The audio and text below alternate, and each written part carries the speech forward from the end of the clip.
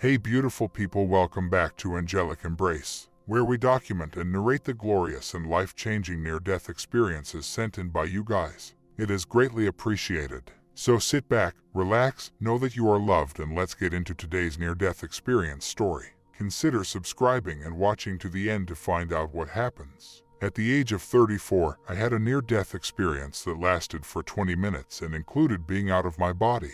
I am a young mother of 3. I underwent a tubal ligation just after the birth of my lovely baby girl, which resulted in complications that required me to stay in the hospital for over 52 days. Because of my ruptured bowel, I had to deal with a lot of emotional and physical difficulties. My personal narrative has therapeutic value because it allows me to connect with people, inspire them, and provide a source of hope for others who may be going through something that is similar to what I have been through.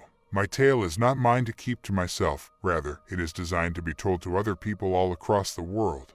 I was able to give birth to healthy children at the ages of 16, 32, and 33 without experiencing any difficulties during the delivery process. My health never deteriorated, and I was always able to get back to my active lifestyle, which included activities like as parachuting out of airplanes, climbing mountains, going on adventures, and simply enjoying my best life with princesses. I had intended to continue my education at the University of Arkansas for medical sciences in order to acquire a Bachelor of Science degree in Health Information Technology, and then go back to work at the Arkansas Heart Hospital, where I had previously held the job of my dreams. The delivery of my child, however, was the event that brought about the most significant transformation in my life. My infant was discharged to the care of her next of kin for up to 6 months. My daughter, who was 16 years old at the time, was left with the responsibility of caring for her younger brother who was 1 year old, and my family was at my bedside every day as I fought for every breath of my life. Imagine for a moment the game known as hopscotch with me.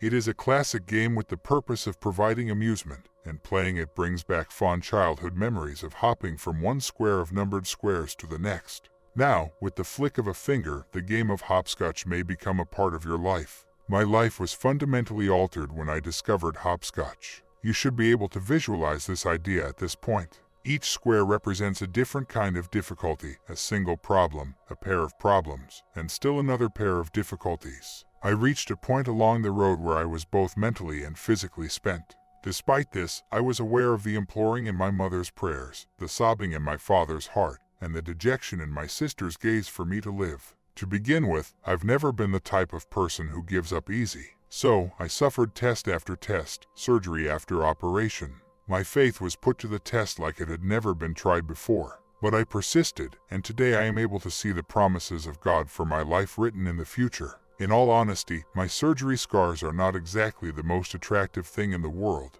On the other hand, they remind me each and every second exactly how close I came to being gone for good, and I am glad for that.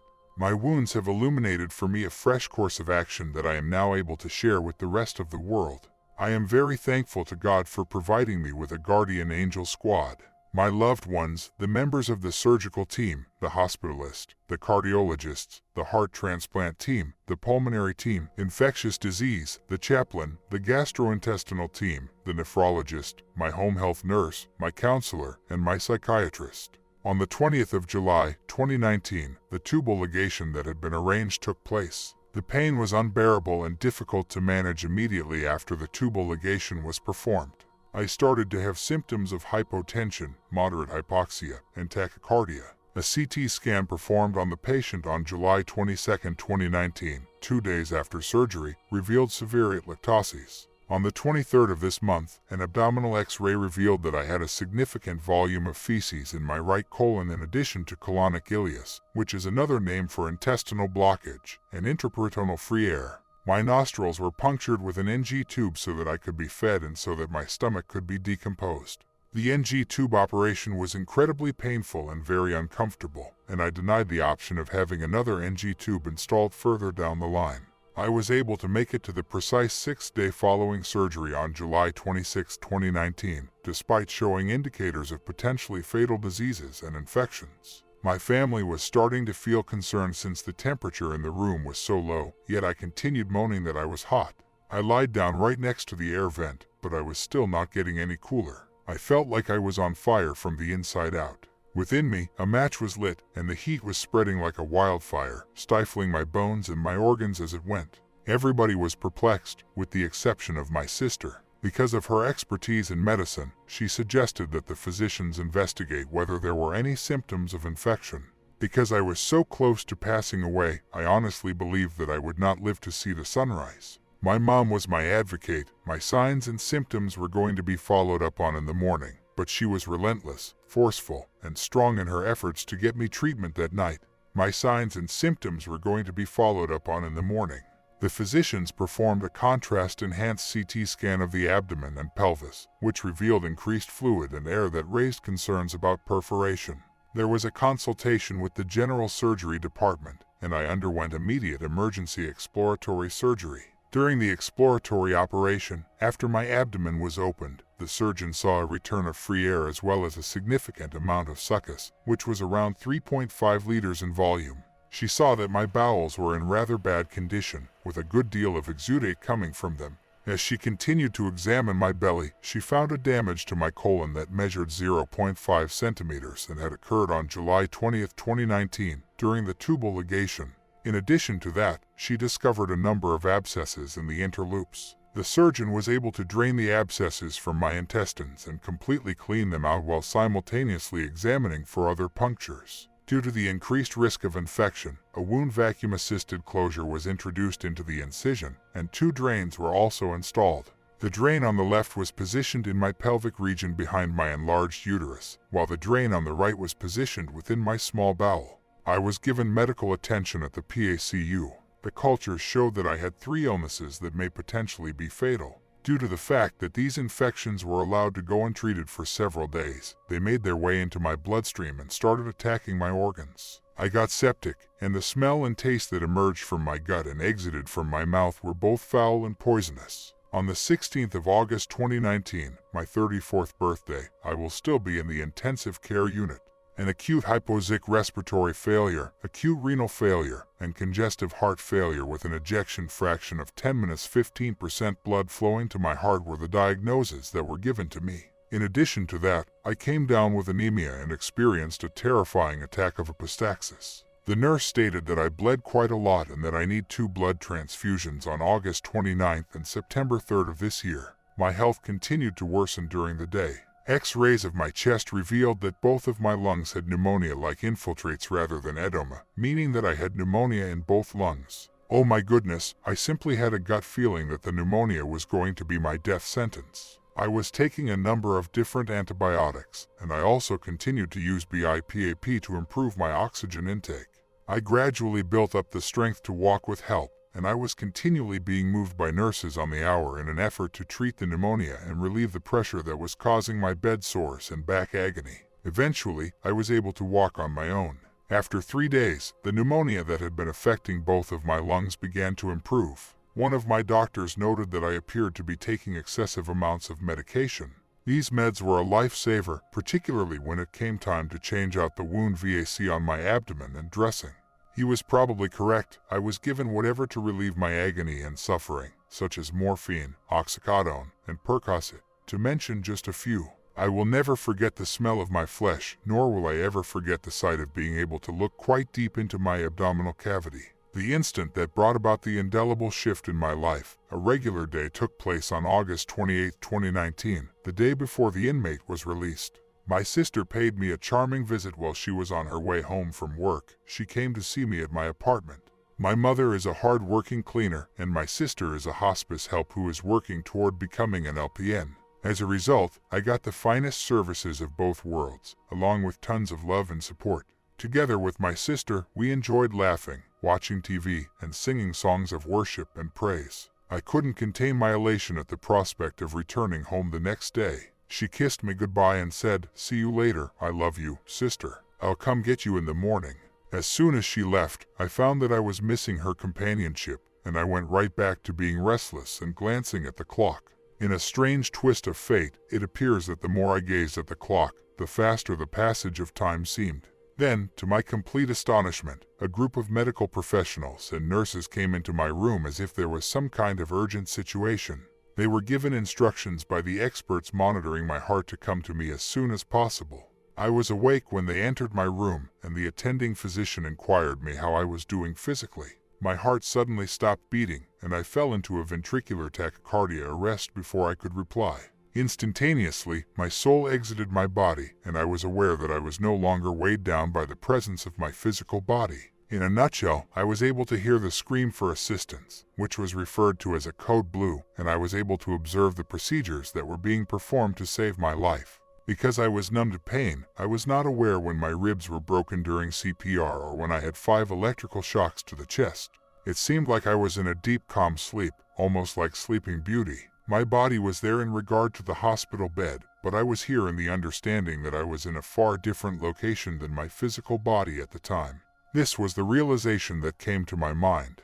After coming to the realization that I had just passed away, I murmured to myself in utter disbelief and terror, "Oh no, I just died. I didn't mean to die." Suddenly, like a warm and cozy blanket, a sense of tranquility wrapped itself about me. I was given the assurance that everything was going to work out for the best. I had the distinct impression that I had recently obtained certain abilities, and that I was floating through a dark passageway towards a friendly, inviting entity of light. I had the sensation of being as clean and light as a feather as I floated up towards the light with ease. I was so engrossed in what was going on that I was unable to tear my gaze away from the light. The black tunnel suddenly became filled with beams of brilliant light, a mixture of hues that seemed like something from the future, and the space around me and beyond me seemed to go on forever. Then, the most wonderfully constructed instruments of music and soothing noises began to play, and I found myself completely transfixed by them. The nearer I got to the light that was calling me, the more at ease I felt in my slumber. I experienced a sense of being unique, connected, welcomed, at home, loved, and equal. I experienced being smiled upon and being pardoned.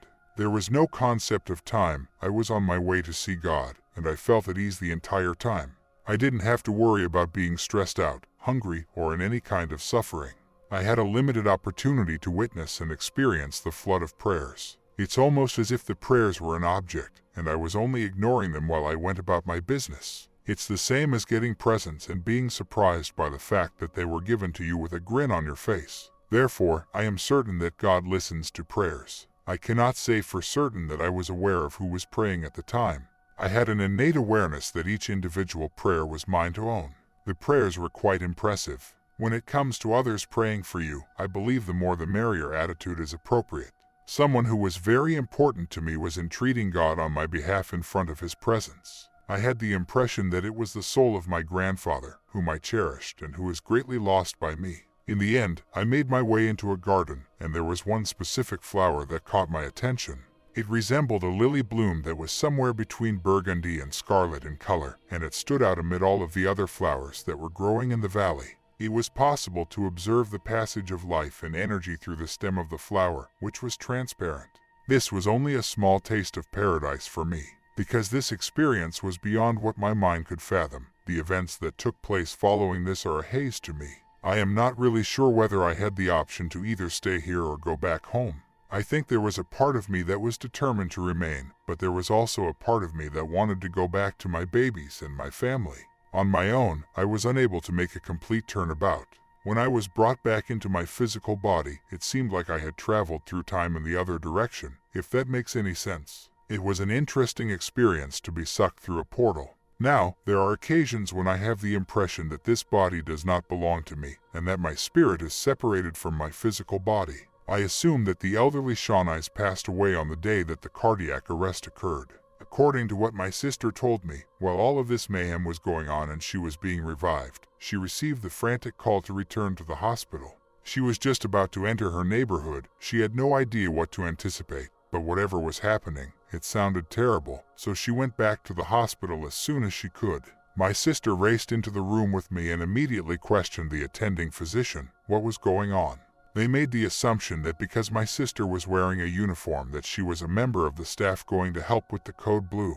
The physician said, "What do you mean, what's going on? She coded. In response to the question, my sister claims that she then observed that both of my dead eyes had come out of my eye sockets. In her state of shock, she was unable to process the fact that my lifeless corpse was surrounded by medical equipment and people, and as a result, she passed out. After recognizing that it was my sister, the doctor assisted her to her feet and hurried her out of the room as they continued to work feverishly for the next 20 minutes to bring me back to life. My parents were contacted, and everyone waited in a private room nearby until I could be stabilized there while I was being treated. I had no idea that I had been put into an induced coma in order to relieve pressure on both my brain and my heart. I had a breathing tube inserted into my windpipe for 5 days before I was able to be weaned off the ventilator. Although my recovery was extremely sluggish, I surprisingly did not become a vegetable. Due to the fact that I had gone without oxygen for some time, at the time they did not know how much damage had been done to my brain. I don't remember waking up, but I was informed that I was in disbelief that I had died and that my heart stopped beating for 20 minutes. Although I don't remember waking up, I was told that I was in shock that I had died. Regrettably, many periods are still not completely clear. I was told that medicine was administered to me in order to erase the memory of the traumatic event. God granted me permission to save some memories of the NDE so that I might treasure them in my heart and share them with the world. My ejection fraction ranged between 25 and 30% when I was finally allowed to leave the hospital on September 11, 2019, so that I could return home safely. I was taking more than 20 tablets every day. I was wearing a life vest. I had an IV of Milrinone in my arm for cardiac support. A PICC line was still implanted in my chest, and the wound VAC was still in place. All of these things were still attached to me. I was readmitted at a separate hospital with worries of CVA from September 14-17, 2019, for acutely increasing aphasia, which are basically stroke-like symptoms. I was given the diagnosis of aphasia. I also had a swallowing test done, and at the time, I was only able to consume meals that were pureed. The MRI revealed that the volume of the brain had decreased. After I was released from that facility, I was found to have E. coli in my system. On December 4, 2019, I was required to visit the hospital for the implantation of an SICD, which is also referred to as a defibrillator. More than 6 different procedures required me to visit the operating theater in 2019. These included a tubal ligation, exploratory laparotomy to repair a minor intestine damage, drainage of intra-abdominal abscess and drainage insertion on 2 separate occasions, and wound vac installation to an incision. I had an abscessogram 4 times, an EGD, a PICC line inserted, several drain placements in my pelvis, and an implantable cardiac defibrillator. My out-of-body experience and my brush with death both occurred a year after the event, but it wasn't until then that I was able to recall both. I wasn't even aware that there was such a thing as a near-death experience until recently. Moving forward in time to the present, I was just diagnosed with PTSD, which led to the recurrence of those memories and feelings. I have a severe phobia of medical facilities, particularly hospitals, needles, and operating rooms. I endured symptoms similar to those of a stroke owing to the ensuing damage to my brain, including dribbling from my lips and tremors in both my upper and lower extremities while I was aware. Fought through slurred speech, trouble eating, and difficulties walking. My bowels started responding to the medicine, and after some time they started functioning regularly again. On the other hand, I experienced a loss of memory, a loss of independence, feelings of depression and impotence, loss of pleasure, anxiety, fear of going to sleep, and hair loss as a side effect of the medications. Some days are better than others for me, and vice versa. In spite of all that was going on, I was able to complete cardiac rehab 2020 at the Heart Hospital, where I had worked in the past, and I altered the way that I eat on a regular basis. My sense of achievement increased as a result of this. My recuperation is being monitored by a specialist in heart transplantation. Life is nothing more than a collection of fleeting moments, and the spirit is but a visitor. Our spirit does not belong here, rather, it is in the presence of God. This makes more sense to me now than it did before. Consequently, I have ceased clinging to transient things since I have realized that everything has its time. My out-of-body and near-death experiences continue to motivate and inspire me on a daily basis. Once you know or encounter your inner soul outside of your physical body, it is quite difficult to adjust to the new circumstances. It's been 2 years, and I'm still working through the emotions associated with it. Having CHF does not define who I am, despite the fact that I take a lot of medicines every day. I want to inspire people while also cherishing every time I get to spend with my children. Love is the key that unlocks the door to eternity.